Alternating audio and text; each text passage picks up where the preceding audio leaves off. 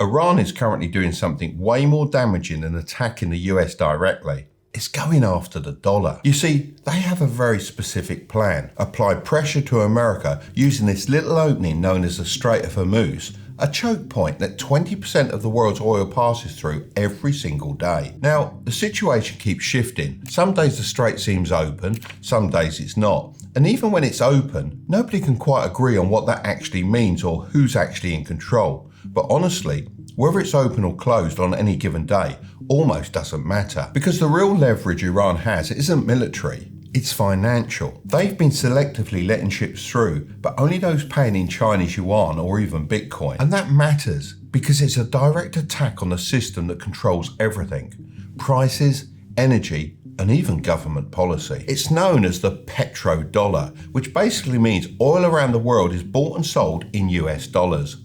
And that's important because it's one of the main reasons your money holds its value, your fuel costs what it does, and even your investments stay stable. It's been quietly influencing our world for the last 50 years. But how did the dollar gain control over the global oil market in the first place? Well, to understand why the dollar controls oil, you first need to know that it already controlled everything else.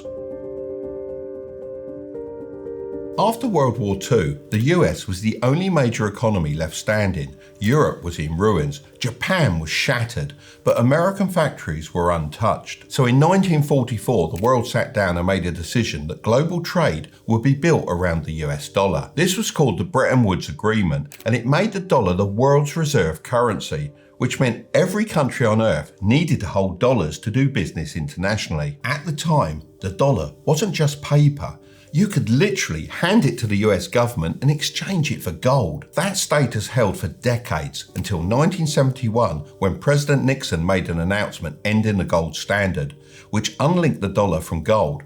With that, suddenly the dollar wasn't backed by anything physical, just trust in the US economy. Surprisingly, even after a move like that, trust held. The dollar stayed dominant simply because the US economy was too large and too connected to the rest of the world. So by 1944, the dollar was already the world's reserve currency. But what happened next would lock that in permanently. In October 1973, Arab oil-producing nations made a decision that would shake the entire Western world. The Yom Kippur War had just broken out in the Middle East, and the US decided to back Israel. In response to this, the Arab members of OPEC, which is essentially a club of oil nations, countries like Saudi Arabia, Kuwait, and the UAE, did something nobody had done before. They cut off oil to any country that had taken their enemy's side, including the US. The effect of this was widespread. Overnight oil prices quadrupled, petrol stations ran dry, and inflation surged across the US and Europe, leading to entire economies grinding to a halt. I was only a kid then, but the impact was so big I can still remember it to this day. It exposed something terrifying.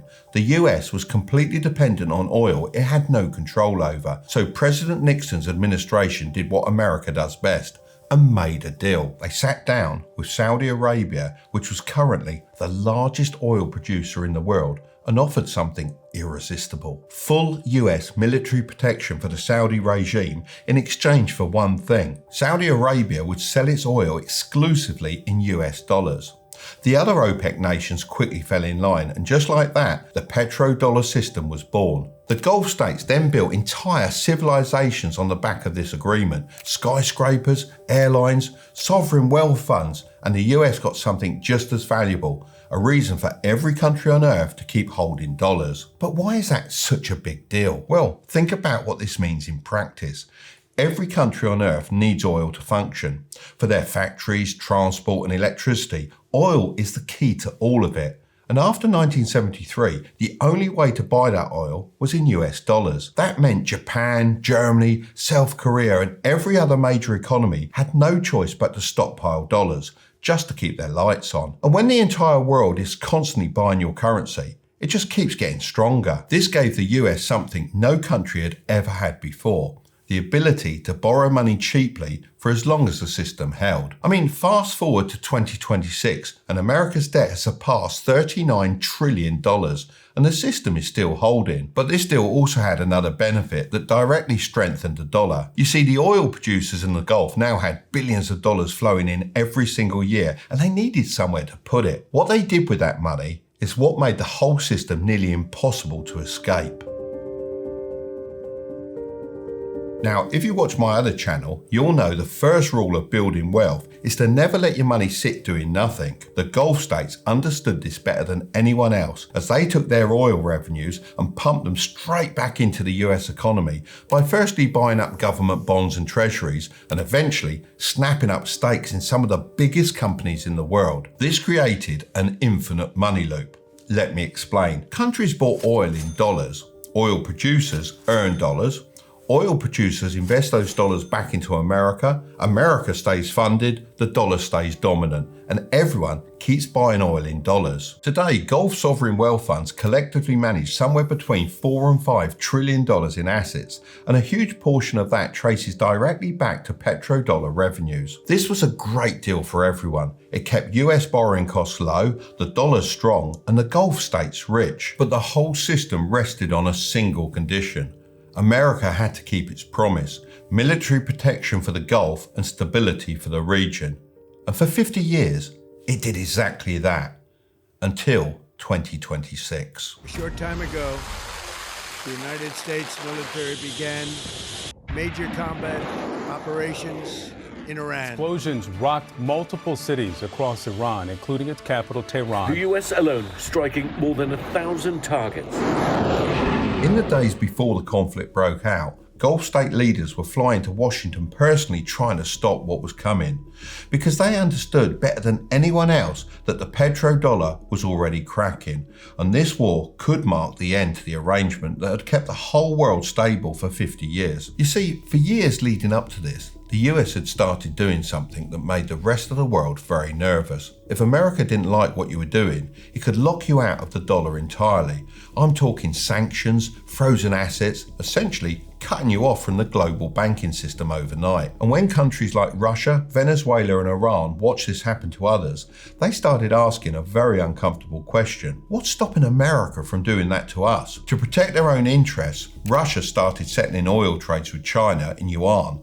India and Pakistan began exploring ways to trade without touching the dollar, and the whole alliance of nations known as BRICS began quietly building the infrastructure to reduce their dependence on the dollar. That's just America's rivals. Its allies in the Gulf are furious, as they never wanted any of this. When the strikes began, refineries were hit, gas facilities were shut down, and an estimated 6.7 million barrels per day vanished from the market overnight. Qatar's missile defense stockpiles dropped to just 4 days of supply, and when they asked America to restock it, they refused.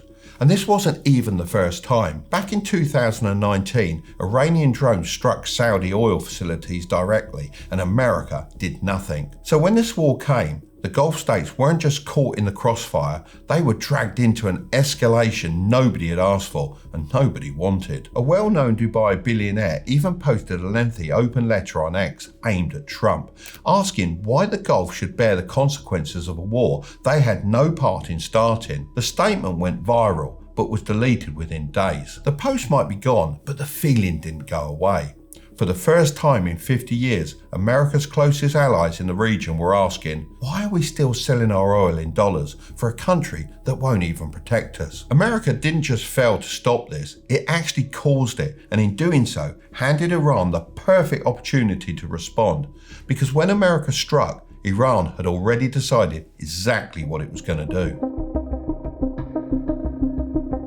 Look, Iran doesn't need a military victory. They don't need to defeat the most powerful army on earth. They just need one thing, a choke point. Iran sits directly on the Strait of Hormuz, that narrow opening you heard about at the very start of this video, the one that 20% of the world's oil passes through every single day. And for years, Iran has been very clear about what would happen if they were ever pushed too far. The strait would get closed. This wasn't a threat made in the heat of the moment. It was a promise they'd been making for years, And yet America pressed ahead anyway. And as we've seen, Iran wasn't bluffing. Because Iran always knew they didn't need to win a war. They just needed to control one small strip of water. Open it, close it, keep the world guessing. That uncertainty alone is enough to shake the global economy.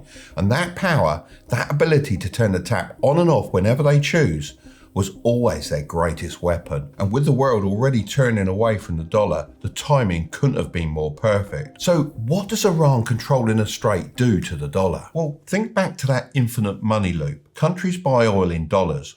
Oil producers earn dollars, they invest those dollars back into America, and the dollar stays strong. Now imagine that loop breaks, with oil tanker transits down by over 97% and tens of millions of dollars in oil disrupted every single day. Countries are desperate for oil.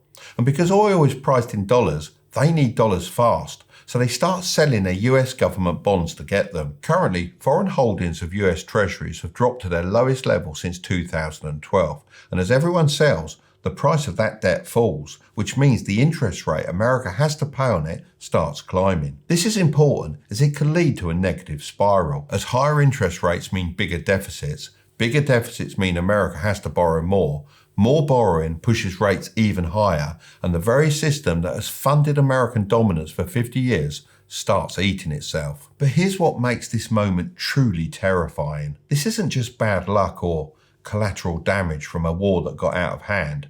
Iran actually planned this. Today, Iran declared the waterway closed just one day after saying it was open. The long-term impact of this is that Iran can close the Strait of Hormuz anytime it wants in the future. By taking control of the strait, Iran managed to heavily limit America's options. Almost every move they could make just tightened the same trap. If they escalated, the Gulf states took on more damage. Their economies cracked, their frustration with the US deepened, and they started accelerating their pivot towards China and Yuan trade. If they backed down, the world would watch the most powerful military on earth fail to reopen a single shipping lane, and every country would quietly decide that the US can no longer enforce the petrodollar system, leading more countries to stop waiting and start pricing oil in alternative currencies. If they tried to print money to avoid the damage, the dollar weakens, inflation rises, and the very currency Iran is trying to dethrone loses credibility on its own. This could become America's Suez Canal moment, the point where Britain lost its empire and never recovered. That's why the war was never really about the missiles or the drones. The trap was always the choke point, and America knew it. So they went after Iran a different way. Instead of escalating militarily, the US launched a naval blockade of Iran ports, cutting off around $150 million a day in oil revenue, squeezing Iran's economy in a way that missiles never could. And it appears to have worked. Both sides have now announced the strait is open. Trump declared it fully open and ready for full passage. Iran's foreign minister said it would be open to all commercial vessels. But here's why it's not quite what it seems. Because behind the headlines, the two sides can't even agree on what open means. Trump says the US naval blockade stays in place until a permanent deal is done. Iran says that's a ceasefire violation, and if that's the case, the whole thing is null and void. Iran's Revolutionary Guard is still demanding vessels coordinate with them before passing through. Some officials are even suggesting ships need permission to sail through what is supposed to be international waters. And on top of all that, the US Navy has issued an advisory warning that the sea mine threat in the waterway is still not fully understood, recommending vessels avoid it entirely. So technically open, but practically, nobody's sure. And that's exactly the point. Iran doesn't need to close the strait permanently to win this. They just need to keep the world uncertain, because uncertainty alone is enough to keep oil prices unstable, shipping costs elevated, and the dollar under pressure. The trap wasn't closing the strait. The trap was making the world realize they could. Because Iran didn't just block ships, remember, they were being selective. Ships connected to Yuan trade were being waved through, and transit fees have already been collected in Chinese yuan. Reportedly, up to $2 million per vessel paid entirely outside the US financial system. This isn't happening by accident. China spent months quietly building up reserves of 1.2 billion barrels of oil before the conflict even started. They were already Saudi Arabia's largest trading partner and had agreements in place allowing yuan trade with no dollars needed at any point. And while America was offering the Gulf states war on their doorstep, China was offering something far more attractive: stability, trade, and military technology with no conditions attached. Normally, moving away from the dollar would be almost impossible. You'd need entirely new payment systems, new settlement agreements, new trade infrastructure built from scratch.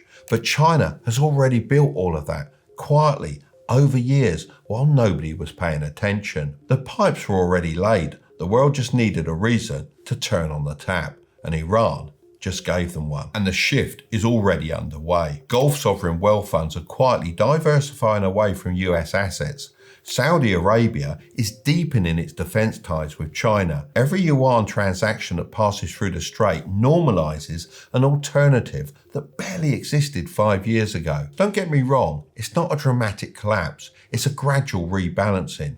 But that's how these things always start. Now, on the surface, you might not see any of this. In times of crisis, investors traditionally flock to the dollar as a safe haven. Rising oil prices create short-term demand for dollars. So right now, the dollar actually appears strong. But that's exactly what makes this moment so dangerous. Because underneath the surface, the foundation is shifting. Central banks all over the world are reducing their dollar reserves to decade lows. Brazil is increasing its gold holdings while cutting dollar assets. Even Deutsche Bank has said that this conflict could mark the beginning of the petrodollar's long-term decline. The dollar is strong the way a building looks fine before the foundations give way. The petrodollar isn't dying in a battle, it's dying in a shipping lane, with oil tankers quietly paying transit fees in a currency that isn't dollars. The system that gave Americans cheap borrowing, stable prices, and a hidden subsidy worth thousands of dollars a year per household is quietly being dismantled, one transaction at a time. And once enough transactions happen outside the dollar, once enough infrastructure is built, once enough countries decide the risk of staying is greater than the risk of leaving, there's no switch to flip back. Before I get into this, I want to be clear, I'm not a financial advisor and this isn't financial advice. With that said, the first thing I'm doing is increasing my exposure to assets that exist entirely outside the traditional financial system, such as physical gold and Bitcoin. Holding these assets makes sense as there's a limited amount of them, so they can't be devalued by governments printing money. And this isn't just me. Central banks around the world are buying gold at record levels right now. Second, I'm making sure I'm not sitting entirely in one currency. This is something I've always done, as I'm used to doing business with companies all around the world. But if you haven't got one of these, I'll suggest opening a multi-currency account or hold a portion of your savings in something like Swiss francs or Singapore dollars. This just means you're not fully exposed to one currency. For anyone watching this thinking they can't afford gold or alternative currencies right now, I hear you, but there is one investment that costs almost nothing and could end up being worth more than either of those things: learning AI. Because no matter what happens to the dollar and the overall economy, no one can take away what you know. In-demand skills pay in any currency, in any climate, in any crisis. The gap between people who can use these AI tools and people who can't is growing every single day. I won't pretend I was an early adopter, but I got there eventually. And if I managed it at my age, you've got no excuse. If you want to learn how to use AI to your advantage to make $10,000 per month online without needing startup capital or business experience, then I'm hosting a free live online event very soon that walks you through exactly how to do that. So if you're serious about increasing your income, make sure to sign up to that. I'll leave a link in the description. Beyond all of this, I'm continuing to do exactly what I teach on my other channel: investing consistently in quality assets, building income streams that don't depend on any single government or system, and making sure my money is never sitting in one place doing nothing. If you want to know why America's job market is collapsing, then I'm going to leave that video right up there. But don't click on it just yet. Make sure to subscribe if you want to grow your wealth. Okay? I'll see you over there.